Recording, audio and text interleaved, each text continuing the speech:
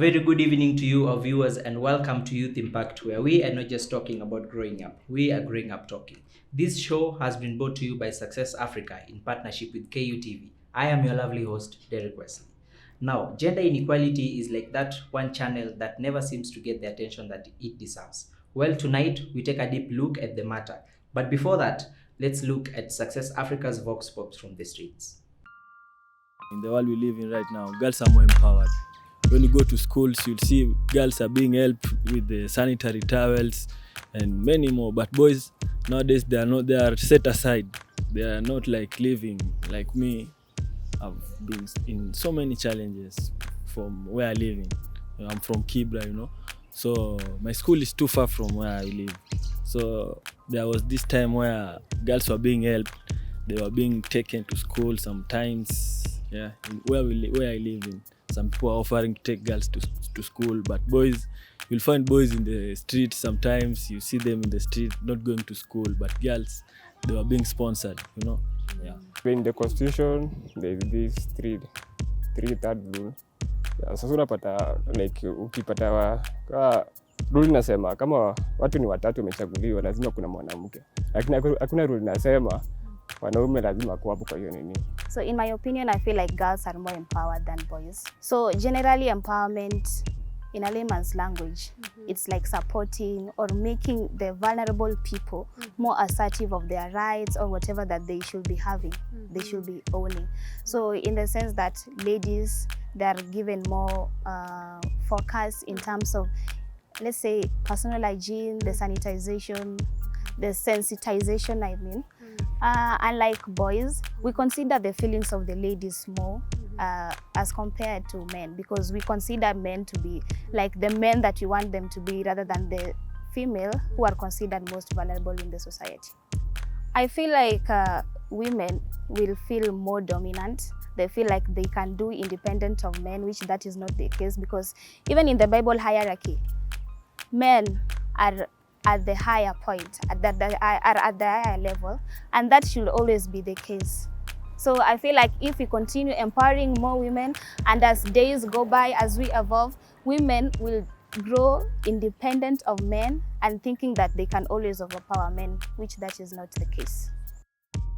Joining us on set today to help us discuss the dangers of disregarding only one single gender are two lovely people I wouldn't dare try introducing, because they've done so much and I wouldn't want to miss out on anything that they've done.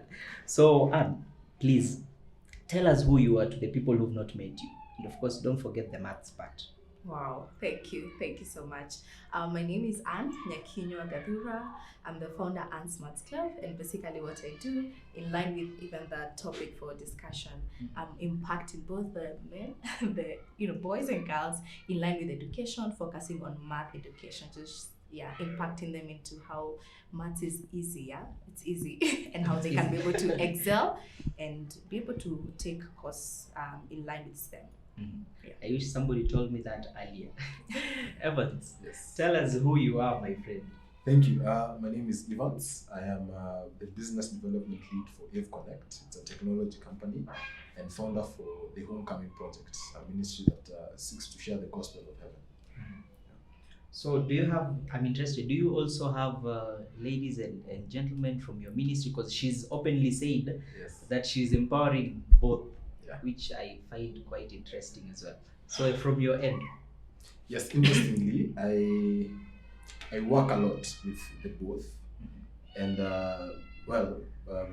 as you would guess, I work a lot with girls. I work a lot with ladies in the Homecoming Project. They have a weird and interesting opening to the gospel rather than our... As compared to men. That is a very interesting way to start the show, because you've said you work mostly with the women, and that is the issue now, because a lot of the boys, I don't know if we're over complaining or it's the fact, because the issue is ladies are being over empowered while the gents are being disregarded. So that would be our very first question. Do you as a person personally feel like the men are being left out? I would say that there's some truth to that aspect, that the boy child is being left out. But my point of argument would be that it is not objectively based on the empowerment of the girl child. I mean, Anne herself, in her own right, she leads an organization and she does ministry. But her leading her ministry and her growing in her business and her enterprise does not in any way impact how I would do my ministry or my business. So I would agree that the boy child, to some great extent, is left behind, but it is not objectively based on them being empowered. So you agree, you as a boy child, you've been left behind. Yes. Interesting. So back to you, because you've mentioned that you work with both sides. Yeah.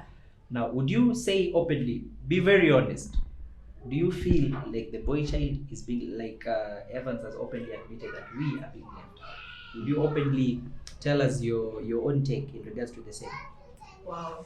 I think for me, I look at it from a different angle, because when I think about empowerment, empowerment begins from the home setup.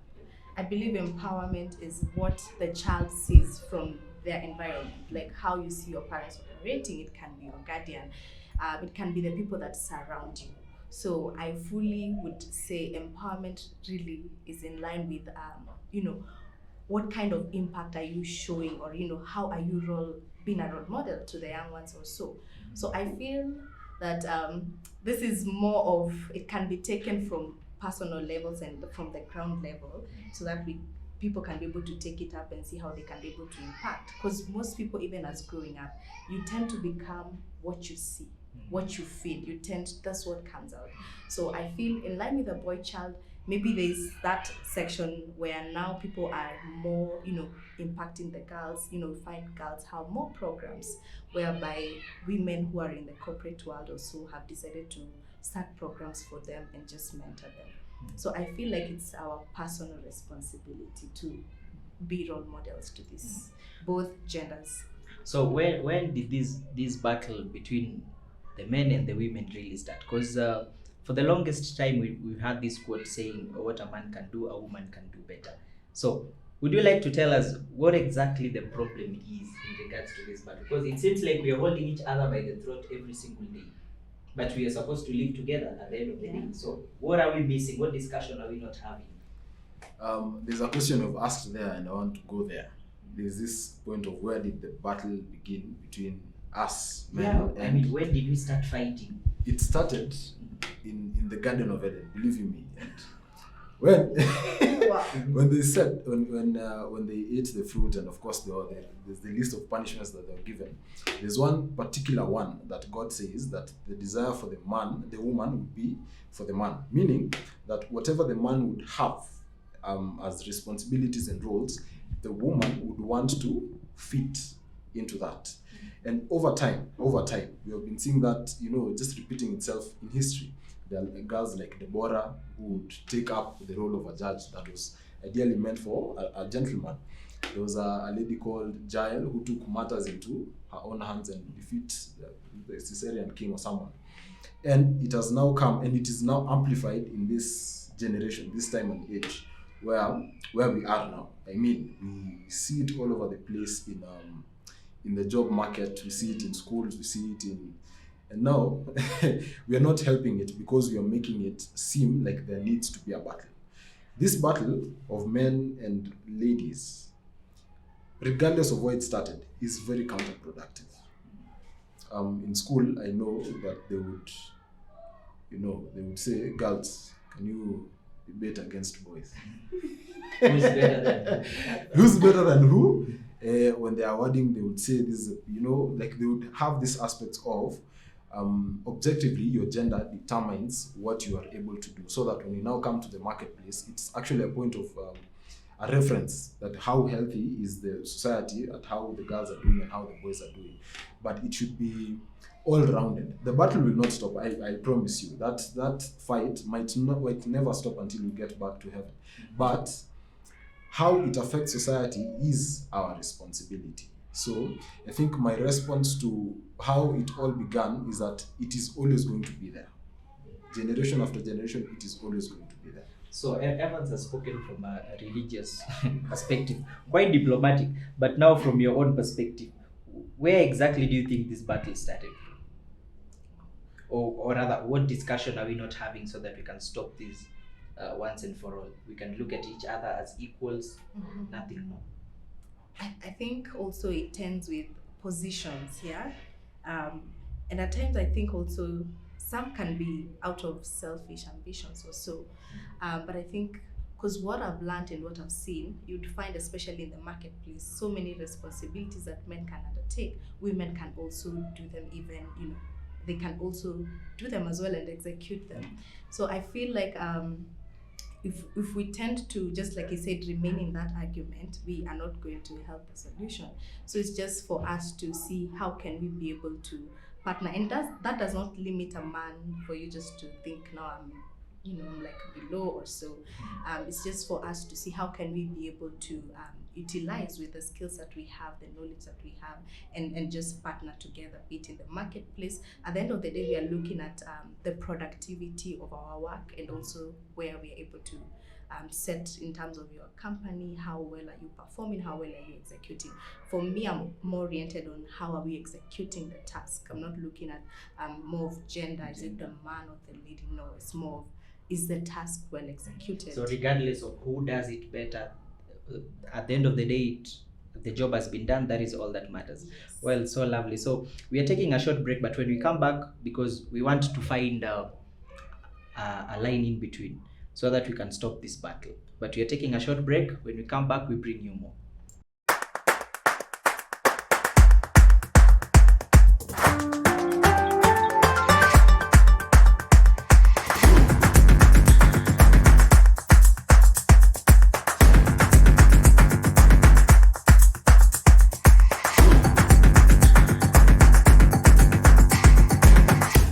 Thank you for staying tuned to Youth Impact. Keep it locked as the conversation is ongoing. So before we took a break, because we promised that we are going to find a line in between.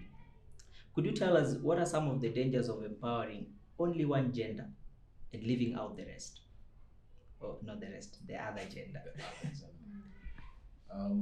Well, the danger is that the position that should be filled by that gender for society to make sense, if that is absconded, then there is imbalance, and the other will ultimately, even if there's prosperity in other aspects, the other gender will ultimately pay a consequence. Let me just go shortly in. Right now, there's a global pandemic. They are saying that the boy child is not found in places where he needs to be found, in the workplace, in the marketplace, in entrepreneurship. He's found in pubs, he's found in betting stations, he's found in all these places that we don't want him. I know that you and I can count how many mothers now are raising their children alone, and they're very bitter about it. Most of them just wish, I wish this man was just here, just here. Might not be earning as much as I am, but I wish his position was filled by him. The risk of that brings imbalance. Children will not be bred up the right way, and we risk losing a ripple effect. We risk having a ripple effect of that societal imbalance. Now we're going to have so many societal problems that I can't even begin, saying now. So it's very important that we cater to both genders in line with their particular spaces in society. So as you've mentioned, we have quite a number of ladies who are raising kids as single mothers. And you also mentioned, Anne, that gender equality stems deep down from the foundation of the family. So what is the dangers of such kind of families, since you mentioned that the foundation is quite important? Sure. And thank you for that. And I think just going back to that point, because it begins from the family setup. The children are able to grow up by the values they see. And there's that key role for a man, especially as the father. He's the strong person. He's taking charge. He's taking lead, And if that lacks, you'd find, I would speak in line with women. Most of us, sometimes we tend to think with our feelings, like we're thinking with the present. And that really the child does not get to see the different sides, because there's a way the dad actually will be able to guide them, and there's a way the mom, so they are able to tend and guide on that one side. And I think that really affects especially the boy child as they tend to grow up, because they're not, you find most of them are not confident, they don't know how to express themselves, and at times you'd find that others even think I'm not worthy. They might get positions, but they tend to already, they've discriminated themselves, and they think I'm not worthy to take this up. So I feel that gap of not having a father figure present really brings so much, especially also with the girl child. Maybe just to mention something, even from the interactions, you'll find most ladies who are engaged with situationships outside, it can be with let's just say like sponsors. Most of them, if you get to engage them, it's because they've never felt the care of a father, and now this man comes and is present, there's that care he's providing, and that is what they've been looking So they for. see him as a father. Yes, and you find most of them are there not because it's because they've been missing that part. So I tend to feel, and you see now for them, they now are not able to focus on what can I do now, what are the opportunities, how can I focus better on my studies. So I feel there's a way it tends to bring an imbalance, and also just to, at times we cannot even blame the single moms, because now it's them to take it up and try Become fit the in that, dads. which really can't work. I like the fact that you've mentioned them, you've called them situationships, so they're not legitimate relationships. So Evans, would you tell us what is the role of schools in regards to promoting this topic? Because it's so hard getting young people to discuss about the gender roles.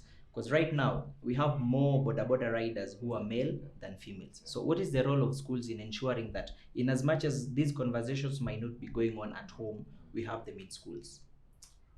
It's painful that it has to happen in schools because it's not happening at home. It should happen at home. There was a time I was engaging a director of a NGO, and he's a man, and he was telling me it's in the rural places in Kajiado huko ndani, and he was telling me that he has all his beneficiaries who are boys end up doing jobs that require no intellectual power, either boda, either electricians for just, and the girls are the ones who pursue higher education. And so the role of schools per se will actually break the limit of what schools should do. But for teachers and educators, they need to, in short, play the roles of parents to these children and instill the values that they are lacking from homes. I am sure that many people who are in schools now come from dysfunctional homes, where most probably the father is not there. So there needs to be that aspect of, there are things that boys are only to do, and we teach them to do that. There's also something that Anne has said about the hardness of life. It's true that society needs some hardness, needs some grit, and this cannot be taught effectively by women. It can only be taught by men. And so this needs to be instilled at the school level. It should be hard going to school in a boys' school. Just hold that. Do you believe that what Evans is talking about is a legitimate point, that there's some grit that only men are able to instill in the society? Yeah, I agree. I think for me, it pains me when I'm walking in the streets and a man will literally come and beg or ask, and they are fully functional, like he can walk. It really pains me, because there are so many things we can be able to do out there. So I believe as men, it's for you to take it up, because for me, I believe life, there's an age, there's a certain age you get, and you now have to take control, like you're in charge, you're the one who has to like direct your life. So especially as a man and you're looking to settle and get in the family setup, I believe it's important that you have the grit, you have to be resilient, and you just have to pursue. Yeah, I believe a man should be confident. So do you think that society in itself has judged women harshly by showing that they are incapable of getting to spaces that men are able to get to independently? Because when I look at our country, for example, we have the affirmative action, which is created specifically to ensure that women are in the spaces that men are. But I'm wondering, why would we have opportunities for women? Why would we, instead of empowering women to go out there and seek for votes, we are encouraging them to actually be nominated instead. Why are we not giving them that opportunity if all of us are equal at the end of the day? So is it that the society is failing our women, or what exactly is happening to the system? Wow. First, when we talk about women, there's that point I said earlier. They are actually, it's not like we are trying to demean the men, but there are actually responsibilities and tasks that both the men and women can execute perfectly. So I believe also us giving the women opportunities to sit in the spaces, to put in their impact and what they're actually bringing to the table. So for me, I highly believe women have a right to sit at the table, and it's no more about competition. It's what skills can you bring and how well are you equipped. So I feel like So Evans, should we have an affirmative action for men as well? Well, if this conversation goes on a bit longer and we're able to say that, as you said, that men and women should be equal, then we should scrap off the affirmative action. I mean, So that everybody goes to a ballot and it is equal.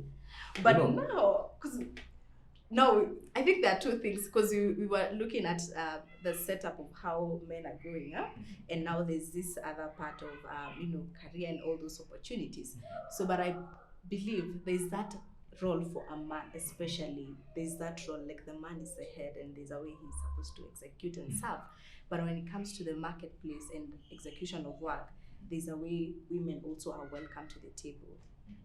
So one question I'd like the both of you to answer, maybe as we wind up the conversation, because we can have it for 50 years, and like he said, we'll probably not get to a point where we agree on the same things. So the question is, how can we challenge traditional gender roles to promote empowerment for both the girls and the boys? Because at the end of the day, it's getting messy. We need to find a place where we are able to sit down and reason out together. So tradition has dictated that women are biologically and mentally slow in regards to what men are. So how are we able to challenge traditional gender roles to promote empowerment for both the boys and the girls? I'll start with you, because ladies have to go first. Amazing. I think because we've already seen there's a need and also the problem that is in there, I think this is an opportunity for now us to take up. And I think when it comes to empowerment, just like I said, for me, I believe it starts from the ground level. And if you're in a position, this is a call to everyone out there, those who are listening, just ask yourself, what can you do today to guide and impact? So I think for me, it's more of us taking up these opportunities and going back to the ground, looking for students, being able to share and guide them. Yeah, I feel like it's an opportunity for us. So everyone who's out there, you're educated and you're doing something out there, it could be in line with your career, anyone. For me, it's more of challenging us to get to the ground and be able to, yeah. Oh, beautiful. Yes. My thinking would be that as time and generations change, value systems keep changing. Before we were left with the country that's post-colonialism, societies used to function in sort of a structured way. There were things only men could do, and a woman doing it was taboo, and there was a sort of healthy boundary between what a man can do and what a woman could do. And as far as I know, society functioned. Now we are growing to a place where we are looking at a postmodern lifestyle, but what we know worked is a traditional view. I mean, there are people who crave the type of fatherhood that when a father comes, children run, and discipline is, you get, like, there's this traditional craving for the that traditional way of doing things. Yes, that brought a lot of security when we were growing up. That with growth in this postmodern era is just becoming a bit problematic. You won't find men like us now wanting to punish our kids, and stuff like that. So what I would recommend is that we challenge these traditional views based on merit. Can they work in this postmodern? Does it offer the same healthy boundaries between a man and a woman? Can I function as a man in what I'm called to do? Can she function as a lady in what she's called to do? And society is healthy, So just challenging those traditional values on merit and passing the ones that go. If they're healthy, let's go with them. If they're unhealthy, let's scrap them. So So amazing. That is so insightful. So I want the both of you in like 2 seconds, looking at the camera, tell a few words to the boys and the girls. One that does not does not draw a line in between. One that unites all of them. Yes, I'll start with you. Thank you.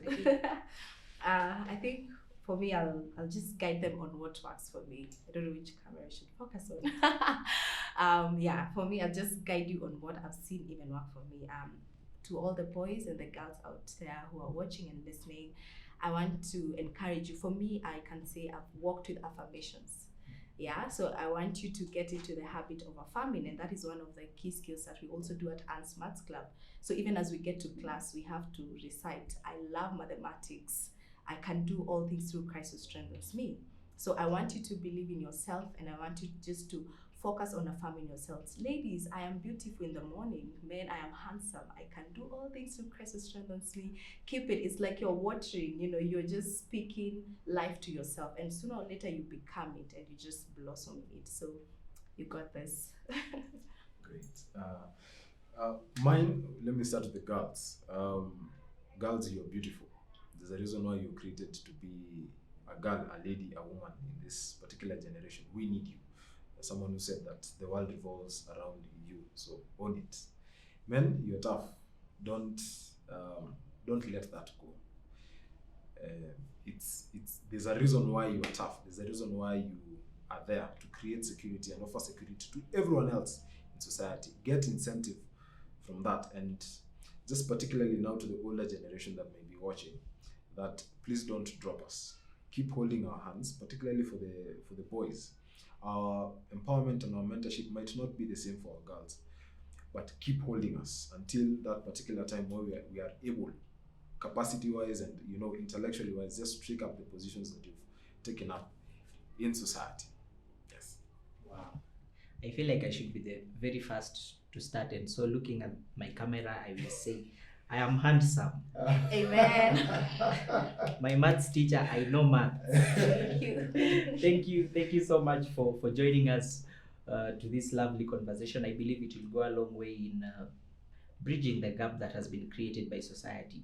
And so everybody who's watching this show will forget for a moment that I'm a girl, I'm a boy, and remember that they're human beings and they need to work hand in hand. So thank you so much for joining us. I feel like I will shake your hands after this show. Thank you so much for staying tuned. We are taking a short break. When we come back, we bring you the Youth of the Week. On to the Youth of the Week segment, we are taking a look at Torres Omol, who grew up as a street kid, got involved in a lot of crimes, and today is changing the lives of very many young people out there by starting a charity organization that specifically handles children who are homeless. Let's have a look. So this used to be my life, and this is what I used to do when I was at the dam site. And now I decided, let me do other things, because you see, life is not like a stagnant water, it's a moving river. You need to get out of where you are and do something different from your life. Dandora Dam Site, one of the biggest dam sites in Africa, is where Torres Omol called home after both his parents died in a road accident, after which he was rendered homeless and became a street boy. He lived and worked here, selling scrap metal to get income for several years. Later on, he was rescued by an organization which made sure he got out of street life and even took him to school to pursue a course of his choice in mass communication. After pursuing mass communication, I used that communication skills to come up with a Facebook, a give back Facebook page, whereby I started collecting clothes, telling my friends and telling my neighbors if they can give me the clothes that they have outgrown. So basically, Mngaro Mtaani started just with a clothing idea. Omol, now transformed, initiated an organization called Mngaro Mtaani in 2015, which is an initiative to distribute new and second-hand clothes to families and street children as a way of restoring their dignity. And the reason why I started Mngaro Mtaani is the life that I lived pushed me to give back to the community. During the COVID-19 pandemic, the organization played a major role in connecting with street families. With his team, they moved around Nairobi slums to distribute bar soaps and also informed residents on the importance of washing hands and wearing masks. They also donated over 6,000 sanitary towels and gave food to at least 4,500 street families. He has been recognized and awarded by several organizations, one of them being the Volunteer Society of Kenya in Nairobi County for his exemplary community work in COVID-19 response, and Facebook as a community leader. Thank you so much for keeping it Youth Impact. Stay tuned for the second section of this conversation. I am your host, Derek Wesley, and as always we say, stay curious and keep making a difference. Adios.